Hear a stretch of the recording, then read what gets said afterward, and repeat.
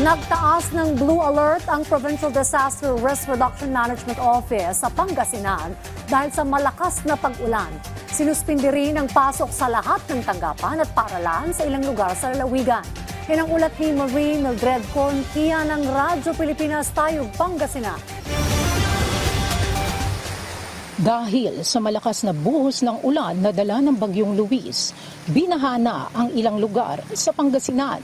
Sa Dagupan City, gutter deep ang baha sa ilang bahagi ng Mayombo District kaninang umaga.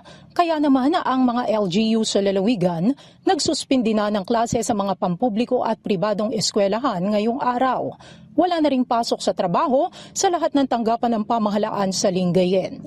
Sa bayan ng mga Tarem, ipinagpaliban muna ng LGU ang pagkuha ng mga barangay ng bigas na ipinamamahagi sa kanilang mga residente sa ilalim ng Rice Subsidy Program dahil sa mga pag-ulan na nararanasan.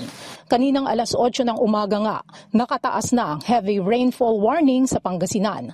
Kaya ang provincial government nagbabala sa publiko na maging alerto lalo na sa mga nakatira sa landslide at flood-prone areas.